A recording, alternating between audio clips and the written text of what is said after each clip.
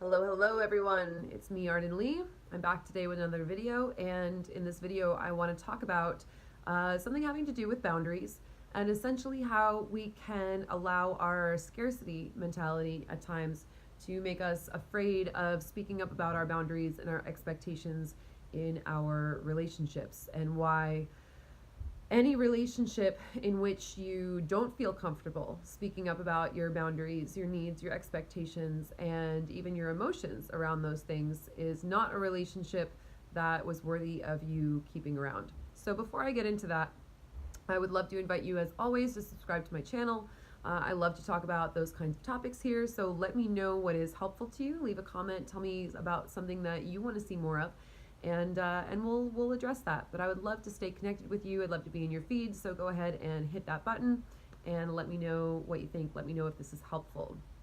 So I had an incident that happened to me this weekend that really reinforced to me that it showed me some places where I had an opportunity to get rid of some scarcity mentality and to understand that if a relationship is not meeting my needs and my expectations, then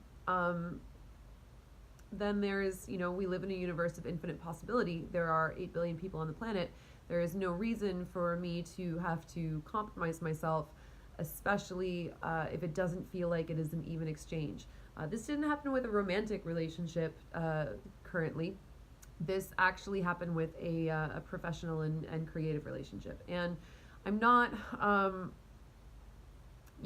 really never interested in making a personal share for the sake of, dragging or drama or anything like that. I'm really only interested in extrapolating the teachable moments that I learned from it. So I'm going to talk about this in a way that I hope is focused on those inherent lessons, and is not about and is not about the specifics, not about stirring up. I don't like stirring shit up. It's just not fun for me. It's not a productive way for me to spend my energy. But what happened this weekend was really not cool. And those of you who have been following me for a while know that I have a band. We're called Arden and the Wolves. And even though it's a band, it's really my project 100%. Everyone that I work with, I pay.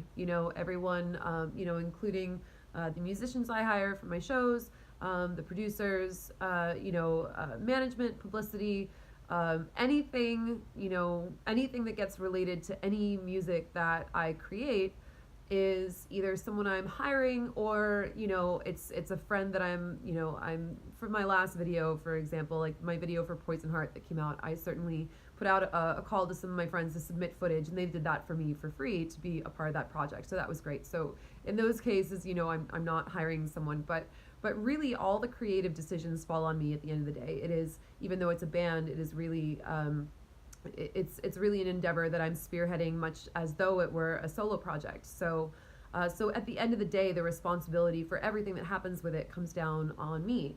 And oftentimes there are, because I literally can't do everything myself. I hire people to help me with that, and I have a team of people who are responsible for those things, who I compensate at their rate so that things that need to get done can get done. And something that happened this weekend was that there was a mistake, and the song that I released that premiered on alternativenation.net, which I was extremely excited about. I've been working on this for several months now. I made a holiday song. It's a cover of Mary Did You Know, and I'm really proud of it. And when it debuted, I didn't bother to I read the review, obviously, and then I immediately started going and posting to my social media. I put up my artist statement about the song. I was so excited to engage with the people who were listening and giving me feedback and everything. But I didn't watch the final edit of the video and the song that were being handled by someone else on my team to make sure that the video that we filmed was synced to the final mastered version of the song that had every producer who worked on it signed off on it. I signed off on it. Everyone was happy with it. the version of the song that was finished. So what happened was that essentially one of my rough tracks ended up getting leaked, and this was a huge privacy trigger for me. I've had a lot of privacy triggers in the past. Those of you who've been following me for a while might know a couple of those stories. I've been doxxed before. You know, I've had my writing leaked and published online without my consent. I've been outed by the New York Post as a professional dominatrix without my consent, when I specifically told the reporter who stalked me at my home not to publish anything about me. So I have a lot of prior wounds around trust, safety, privacy, and having a reasonable expectation around people who have made very clear agreements to take care of me and keep me safe. And when those things don't go according to plan, it's obviously that's really upsetting. And you know, I had been very clear about communication about what was needed, and I don't really know why the conversations that we had and the confirmations that were sent to me, I don't know where exactly the miscommunication happened, but I was really angry about it and I felt really violated. And everything's gonna work out. You know, it was kind of nice actually that people actually really responded well to the rough track. Even the review was really positive. But at the end of the day, that's not what I spent all this money creating something for.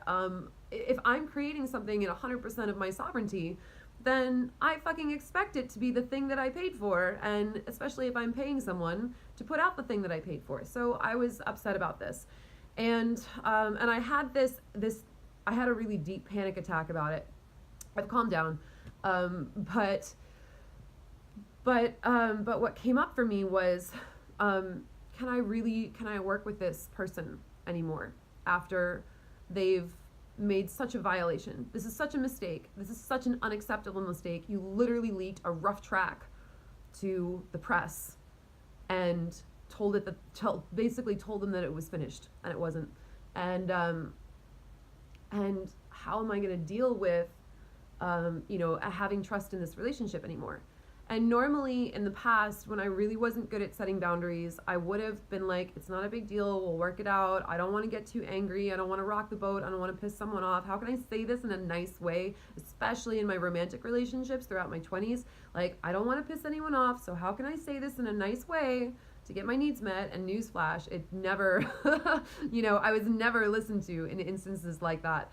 When I was afraid to really own my emotions around it. Now, I'm not saying that owning your emotions around something means that you get to scream and yell and call people names and bring in that toxicity, but I certainly have reached a point in my life where I'm no longer interested in mincing any words about my feelings and about my expectations and about what things that I have clearly communicated and what kind of behavior in my life is acceptable from people and what is not.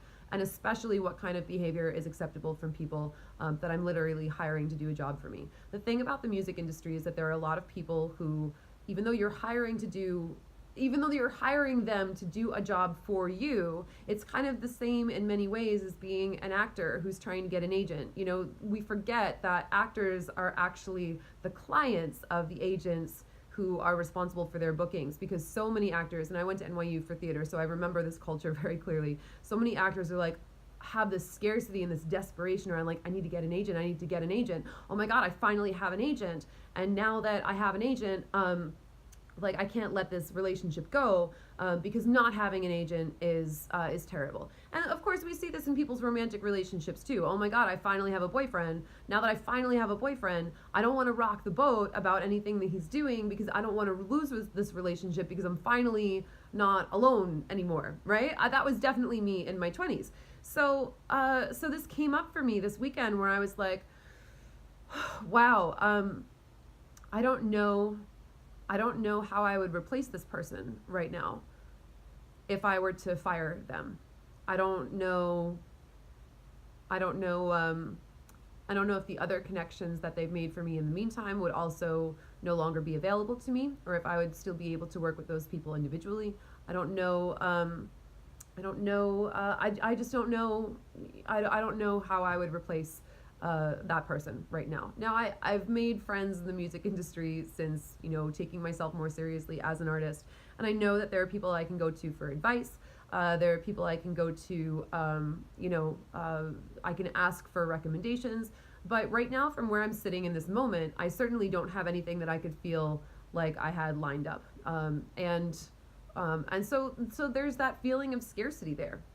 And when we feel that feeling of scarcity, we tend to not want to be clear about our expectations, about our boundaries, and especially when those boundaries are crossed or violated or even fucking forgotten about, even though they were confirmed, even though there was written confirmation that the thing that I needed was being taken care of, and then it came back to me and it was so gaslighty. They were like, I don't know what you're talking about. I wasn't responsible for this. And I was like, no, I had to show them screenshots and say, I'm not fucking crazy. This conversation happened. And that was really difficult. So I've gotten to this place of peace with it, because I used to be super binary about things. I would either be like, I'm just still gonna placate, I'm just gonna be in this, I'm gonna play the game, or I would be like, fuck it, I'm done, this person is just out of my life.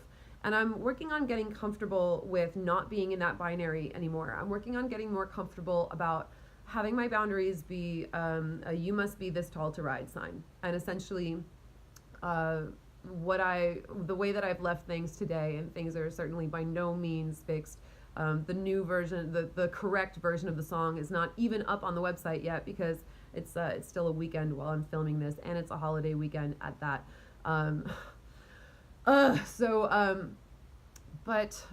But I'm kind of starting to finally feel some comfort, because what I communicated about this working relationship, as I said, I'm really angry about what happened.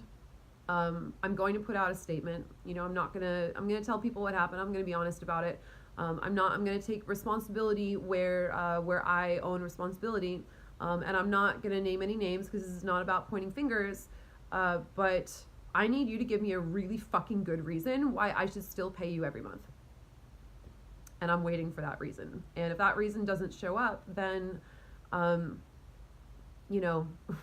it's kind of like when you're dating someone and you have an expectation of the relationship. And if you were to say, if I don't get this expectation met, if you don't tell me why I should still be in this relationship with you, what reason do I have to stay here right now? What is this doing for me?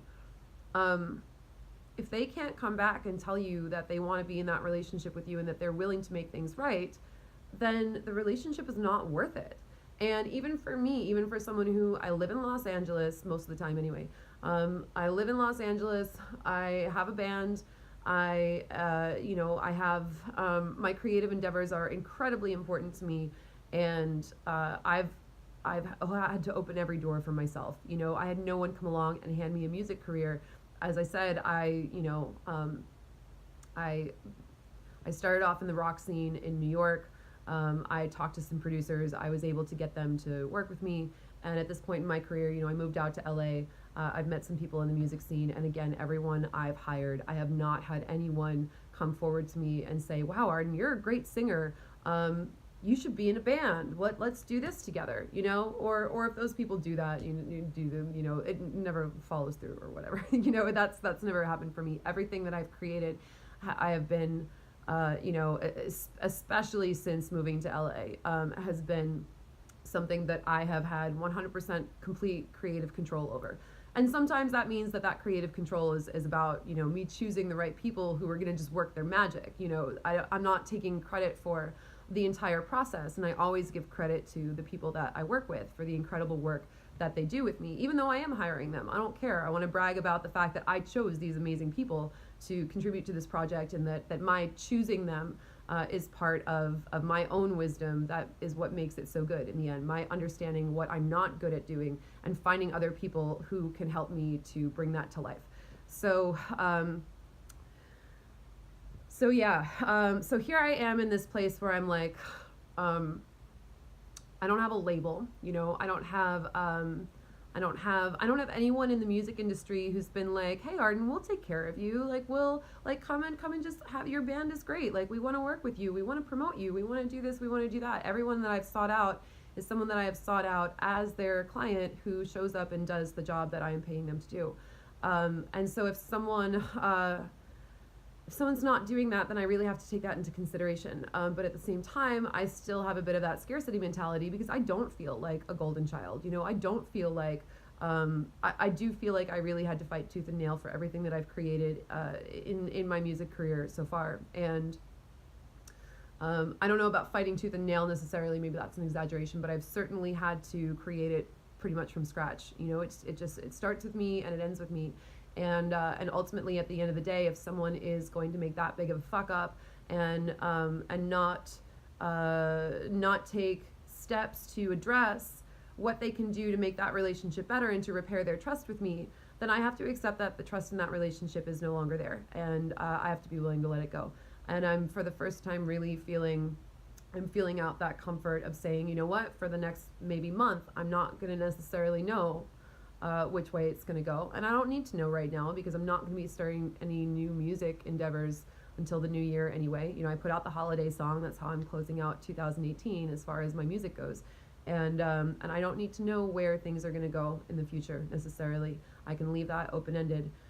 So that's what I wanted to talk about in this video today, that there is no relationship out there that is worth, if you can't express your own, if you can't communicate around your boundaries, your needs, your expectations, and your emotions around those things from a genuine place, if you're too afraid to rock the boat, or that someone's just not going to care, or they're going to leave, or whatever, then they're really not doing you any favors by being in that relationship with you anyway. And I trust that, I'm looking at this and maybe being like, well, maybe this is a push from the universe to say, you know what, Arden, you have worked really hard on your career in the last year especially, and maybe this is in your favor. Maybe this is a push for you to start working with someone else who listens to your needs and prioritizes you more, and actually cares that your expectations around the work are met. So we'll see. On the other hand, of course, this person could come back and come back with an offer that absolutely makes it up to me and communicates that they know where they fucked up and how we're going to trust that, how we're going to rebuild that trust, so I know that something like this is not going to happen again, and how they're going to make that up to me for all of the stress that I went through this weekend. Is essentially feeling like it was like worse than if I hadn't, like, this is like worse than if my nudes had been leaked to the internet, partially because there's already nudes of me on the internet and I don't really care, but it felt so vulnerable having a half finished song debut on a major indie music blog outlet. It was just so it was really devastating. So I'm gonna turn those lemons into lemonade as quickly as I can, starting out by making this video about my teachable moment about it, because anytime there is hardship, of course, there's always a lesson to be learned from that. And that's the first thing I'm going to do to come back in alignment. So I hope this was helpful for you. Thank you for listening. And the correct version of the song is up on my YouTube now. It's as of this moment, it's not up on any of the blogs yet, but it is up on YouTube. It is up on Bandcamp. So if you're in the mood for some awesome indie, goth, dark wave, heart-centered, holiday spiritual music, go check it out. Thank you guys for listening, and I will see you in the next video.